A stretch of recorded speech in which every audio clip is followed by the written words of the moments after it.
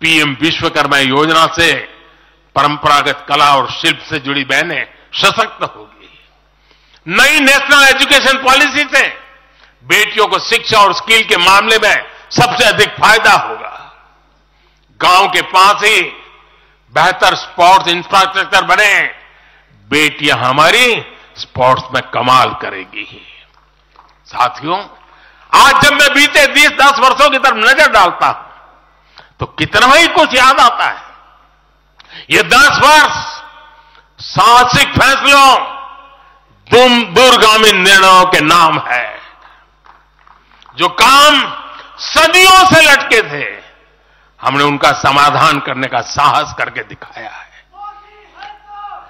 अयोध्या में भव्य राम मंदिर का निर्माण करके हमने 5 सदियों का इंतजार खत्म किया है।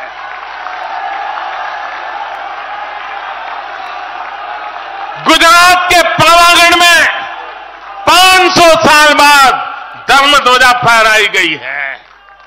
7 दशक बाद हमने करतारपुर साहिब राहदारी खोली है। 7 दशक के इंतजार बाद देश को आर्टिकल 370 से मुक्ति मिली है। लगभग 6 दशक बाद राजपथ कर्तव्य पथ के नए स्वरूप में सामने आया है।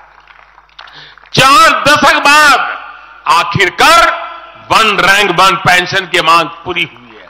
3 दशक बाद आखिरकार देश को नई राष्ट्रीय शिक्षा नीति मिली है। 3 दशक बाद आखिरकार लोकसभा और विधानसभा में महिलाओं को आरक्षण मिला है। 3 तलाक की बुराई के लिए विरुद्ध कड़ा कानून बनाने का साहस भी हमने दिखाया है। दशकों से नए संसद भवन की जरूरत महसूस हो रही थी, उसे हमने ही पूरा किया। यह प्रत्येक भाजपा कार्यकर्ता का सौभाग्य है कि वैसी अनेक सिद्धियों का निमित्त बन सके। साथियों, कोई भी देश हो, वो अपना भविष्य तभी संवार सकता है जब वह अपने इतिहास को सहज कर रखता है। बीते वर्षों में भारत ने अपने इतिहास को सहेजा भी है, संवारा भी है। हमने नेशनल वॉर मेमोरियल का निर्माण किया, हमने राष्ट्रीय पुलिस स्मारक बनाई, हमने अंडमान में नेताजी सुभाष और परमवीर चक्र विजेताओं के नाम पर द्वीपों का नामकरण किया। हमने दांडी में नमक सत्याग्रह का आधुनिक स्मारक का निर्माण किया। हमने बाबा साहब आंबेडकर से जुड़े पंचतीर्थ को विकसित किया। हमने रांची में भगवान बिरसा मुंडा की स्मृति में म्यूजियम बनाया। सरदार पटेल को समर्पित स्टैच्यू ऑफ यूनिटी हमारे कार्यकाल में बनी। 31 अक्टूबर को राष्ट्रीय एकता दिवस हमारी सरकार ने घोषित किया। 15 नवंबर को जनजातीय गौरव दिवस के रूप में घोषित करने का अवसर हमें मिला। 14 अगस्त को विभाजन विभीषिका दिवस के रूप में याद करने का निर्णय हमारी सरकार ने लिया। 26 दिसंबर को हमने साहिबजादों की स्मृति में वीर बाल दिवस घोषित किया। 26 नवंबर को संविधान दिवस घोषित करने का फैसला भी हमारी सरकार ने किया और 21 जून को संयुक्त राष्ट्र इंटरनेशनल योगा डे भी हमारी ही सरकार के प्रयासों से घोषित किया। साथियों, विपक्ष के हमारे दल भले ही योजनाओं को पूरा करना न जानते हो, लेकिन झूठे वादे करने में इनका कोई जवाब नहीं रहा है। बावजूद इसके आज एक वायदा करने से ये सारे राजनीतिक दल घबराते हैं। एक भी राजनीतिक दल के मुंह से नहीं सुना होगा आपने, जो वायदा हम कर रहे हैं ना, इसका जिक्र तक करने का उनमें सामर्थ्य नहीं है।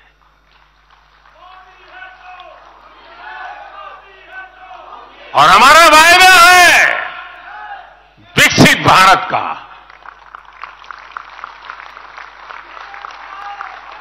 इन लोगों ने स्वीकार कर लिया है कि लोग भारत को विकसित नहीं बना सकते। सिर्फ और सिर्फ बीजेपी ही ऐसी पार्टी है, एनडीए ही ऐसा एक गठ है जिसने इसका सपना देखा है। हम मिशन मोड पर भारत को 2047 तक देश जब आजादी के 100 साल मनाएगा, हम भारत को विकसित देश बनाने के लिए काम कर रहे हैं। हमने तीसरे टर्म में भारत को दुनिया की तीसरी बड़ी आर्थिक ताकत बनाने का संकल्प लिया है और ये मोदी की गारंटी है।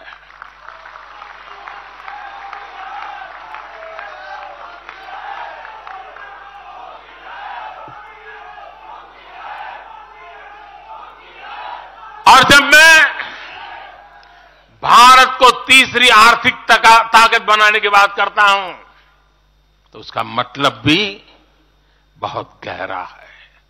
इसका मतलब है भारत के आर्थिक, सामरिक और सांस्कृतिक सामर्थ्य का कई गुना विस्तार, चहुं दिशा में विस्तार।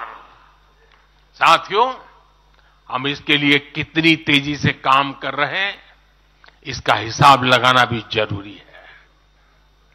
भारत को, यह आंकड़ा याद रखिए, भारत को $1 ट्रिलियन की अर्थव्यवस्था बनने में लगभग 60 साल लगे थे।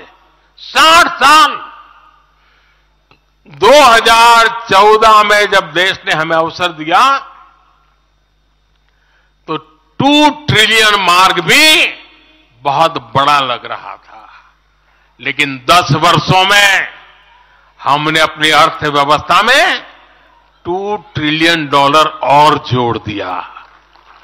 एक के लिए 60 साल, 10 साल में 2 और जोड़ दिया। जब भारत दुनिया की 11वें नंबर की अर्थव्यवस्था था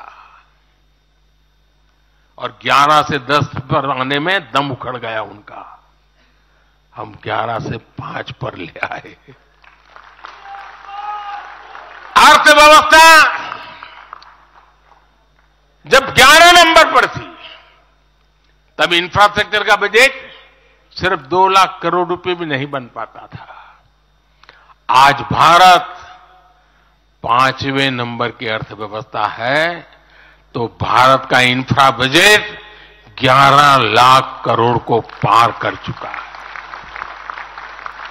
इसी वजह से आज गरीबों को 1 करोड़ों घर बन रहे हैं। आज गरीबों के घर तक पानी पहुंच रहा है। आज देश में रिकॉर्ड मेडिकल कॉलेज, अस्पताल, यूनिवर्सिटीज बन रहे हैं। गांव तक की सड़कें बन रही हैं। जब भारत दुनिया की टॉप 3 अर्थव्यवस्थाओं में आएगा तो आप कल्पना कर सकते हैं कि विकास कार्यों के लिए हमारे पास कितनी ज्यादा पूंजी होगी। इसलिए भारत के टॉप 3 इकोनॉमी में आने का मतलब है भारत के हर परिवार का जीवन स्तर सुधरेगा। भारत के हर